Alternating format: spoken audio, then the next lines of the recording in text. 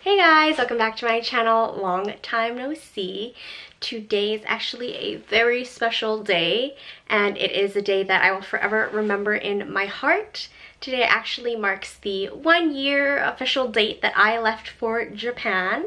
I know, like, it seems like it's been yesterday, or like it just doesn't feel like it's been a year since I went on my internship to Japan.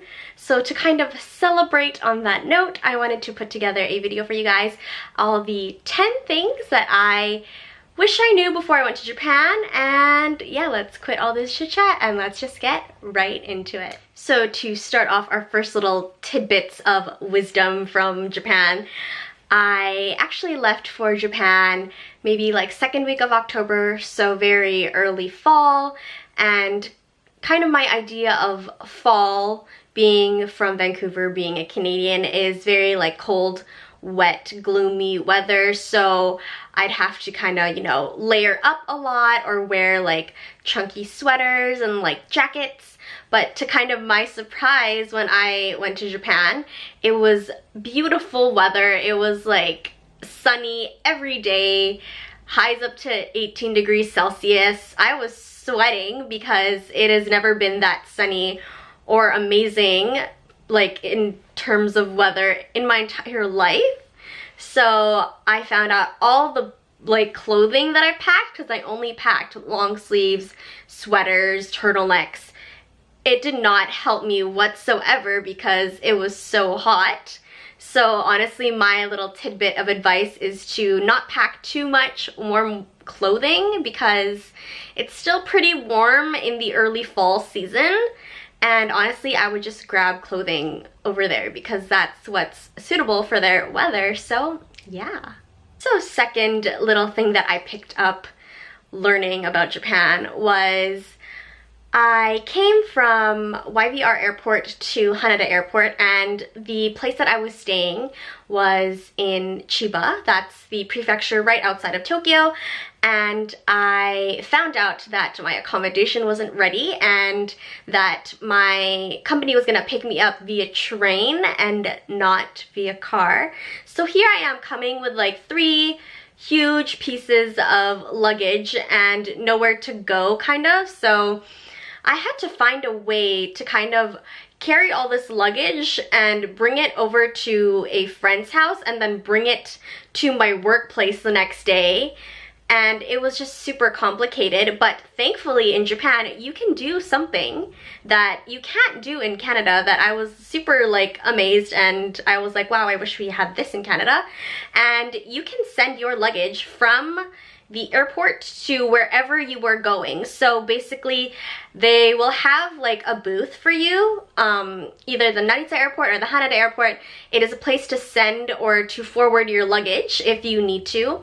So I honestly, like, for my 3 pieces of luggage, I only paid like $50, and that was honestly such a lifesaver because I was going to my friend's house. I stayed overnight at her house, and there was no way I could carry 3 huge pieces of luggage on the like Tokyo Metro at like 6 p.m. where everyone's coming home from work. It's rush hour and the trains are like completely jammed.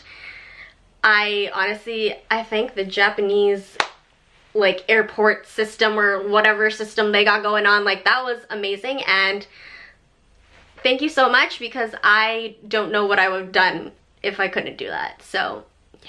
So speaking of trains and transit, I wanted to talk to you about the transit system or the transportation methods in Japan. Now, coming from Vancouver, people do complain that our transit system is kind of expensive, but I honestly thought that until I went to Tokyo, and that just blew me out of the waters. Like, I don't even know how that happened. So I lived in Chiba, as I mentioned before earlier in this video, and basically from my Chiba station, from my station in Chiba, all the way to Ueno station, it was $6 one way. And from Ueno, if I wanted to go anywhere in Tokyo and I needed the Yamanote line, that was a transfer of maybe $2 to $3 extra. So easily one way was almost $7 to $8, and that's times 2 because I gotta go back home. So easily, like, I'm spending more or less than $20 a day on transit. Now, luckily for me, I lived really close to work, so I didn't need to take the train every day, but you know, $20 on transit, all my money is basically on my Passimo or my Suica card, and that money is gone super quick, super fast. And yeah, now on to food. If you don't already know, I've mentioned multiple times that I have a seafood allergy and I also have a peanut allergy. I have experienced really interesting things at restaurants in Japan, and what I want to tell you or inform you guys is that it is difficult to kind of substitute or kind of alter orders. So there have been cases where I have been to okonomiyaki places or teppanyaki places or fast food restaurants, and they just don't, or like, not that they don't, but they can't maybe like change the order. Like, I have been to an okonomiyaki place maybe twice, and when I have asked for certain, I guess, like meals or certain like dishes without seafood, they have told me straight up they cannot do that, or they would ask me why I need to remove like okonomiyaki with seafood in it to remove the seafood. I have just gotten really interesting questions as to why I need to remove seafood from a seafood dish, and I know, like, it does sound redundant, but your girl can't have seafood. So I mean, like, I have explained to them that yes, I do have an allergy and it is quite severe, so if I can remove it altogether, that would be great. And for the workers, it's just kind of like, no, sorry, I can't do that, or they just have really strict rules on that. And I would even have the chef come out sometimes and be like, oh no, like, we actually cannot do that. And that just honestly shocks me, because in Canada or North America in general, it is so easy to kind of substitute or alter an order to your dietary needs, and in Japan, not so much. So yeah. So my next little tidbit about food is actually on grocery shopping and how insanely expensive it can get to grocery shop. Now, I understand with like imported foods, it does get pricey. It makes sense because it's not local, but what I was like kind of shocked to see that was expensive was like fruits and like some vegetables. I found that some like oranges and apples can get super pricey. Like, I think some of the supermarkets, well, at least the supermarkets in my area, I had 3 around my area, and whenever I wanted to buy like oranges or apples or bananas, like 3 oranges would be around like 700 yen, which is more or less like $7 to $8 Canadian, and that blew my mind. And it was just really impossible to find like affordable fruits, because my standard of affordable fruits did not exist in Japan. So yeah, it was just so weird to find that fruits and some vegetables and obviously imported foods were on the pricier side when it came to grocery shopping. So next up is actually clothing, my favorite topic. And when I was going to Japan, I was super excited when it came to shopping and clothing and all that fun stuff, because here in Canada, like, I mostly have to shop in like the kids section, honestly, because it's so hard finding clothes that fit me properly. So going to Japan, I was like, woohoo, like Asian clothes probably have a size for me, probably will have a great time shopping.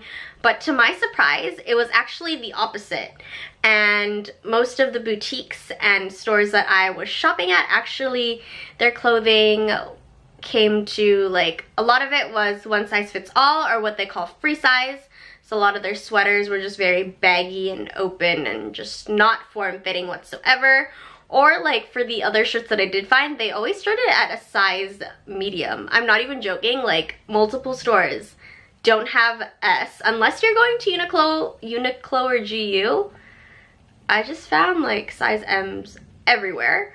So I mean, finding form-fitting clothing was definitely a struggle for me in Japan. So speaking of some more shopping, I found that the best time to honestly go shopping in Japan was definitely New Year's. So if you don't already know, or if you haven't watched my Kansai trip, I went to Kansai for about 4 days during my Christmas vacation, and I packed a full suitcase when I went there, and that's where I made my first mistake, because I thought that I wasn't gonna go shopping while I was in Kansai, and definitely wrong.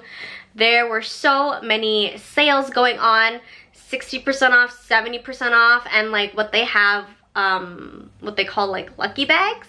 In Japan, usually for the Christmas and New Year season, they have lucky bags, so it's just a bunch of products inside a bag, and you pay like a fixed price, and you just get all these goodies, and that's definitely where I went broke. That was definitely a bad time for my wallet, but a good time for me. So highly recommend shopping during the New Year season. So my next little tidbit of advice for you guys is being sick in Japan. And if you already watched my video, you will know that I was sick for a super long time in Japan. I was sick at least for maybe half my trip, honestly. I visited the doctor's office around 3 times in Japan, which is insane because I wasn't even there for a really long time, and I just spent most of my time at the doctor's office. So honestly, what I can say is the first doctor's appointment, or the first, you know, doctor's visit, expensive. But I mean, like, considering that I'm Canadian and I get free healthcare, everything's gonna be expensive for me.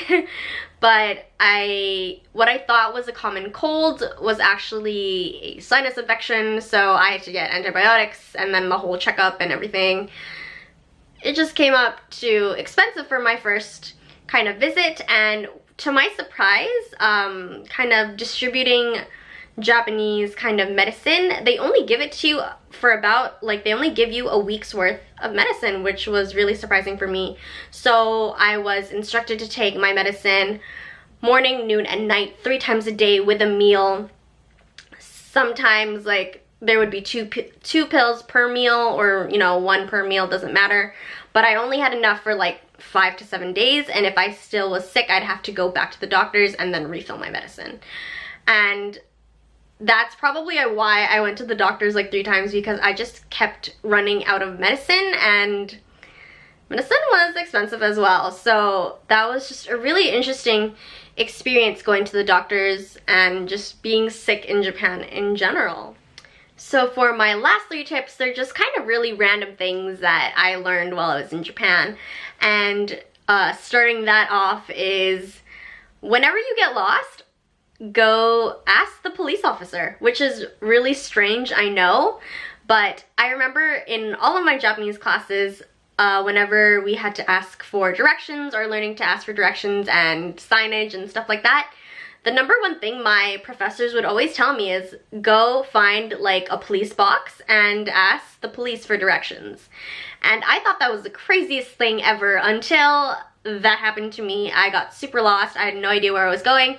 And there is a police station like every couple blocks. And they are there to help you if you do get lost. They are there for you and for your safety. And they helped me so much to get to my destination, so I highly recommend the police if you ever get lost.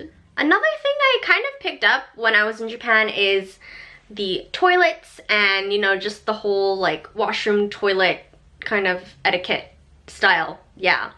So number 1, you'll probably run into a squatty potty from time to time. I know I did, and the first time I encountered one was not in Japan, actually. It was in the Philippines when I went. But because of that, I kind of knew how to deal with squatty potties. But for anyone who has never seen a squatty potty in their life, I would have probably had a heart attack too, because I just could not maneuver that like with leggings and pants. And that's probably why most Japanese girls wear skirts or like something flowy. So if you do come across a squatty potty, it is the easiest thing to work. And number 2 that I found for washrooms is that there's really never any soap or paper towel or just like hand dryers, which I found was so strange. And kind of what I picked up while working in Japan, because I worked at a kindergarten, a lot of the kids brought their own handkerchiefs or towels. So during bathroom time, when they just had to wash their hands, they already had like a handkerchief in their pocket and just used that to dry their hands. And that's kind of what I picked up, and that's what I did too. I bought myself a little hand towel and I kept it with me at all times.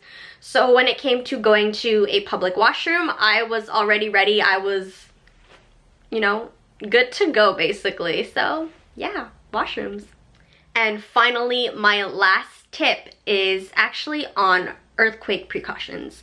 Now, coming from North America, or basically any place that does not experience earthquakes on a frequent basis, such as Japan, you will definitely have a shock.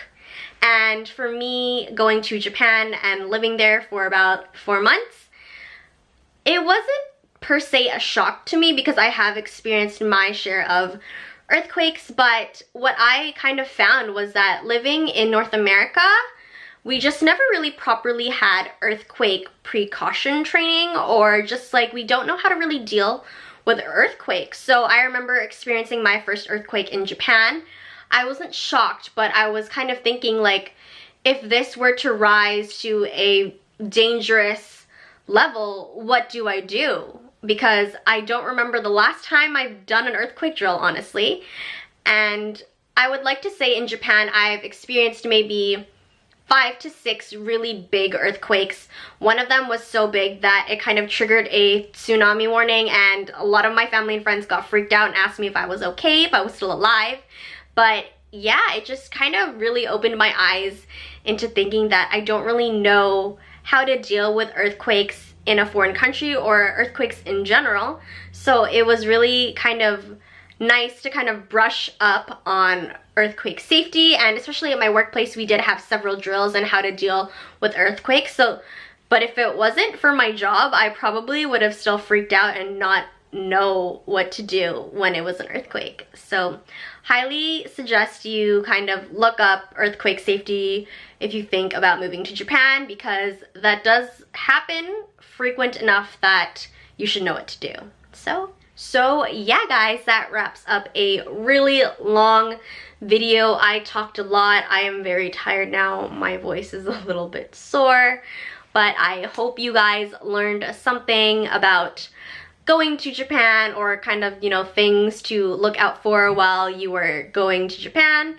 And yeah, I will see you guys in the next video. So take care and see you guys soon. Bye.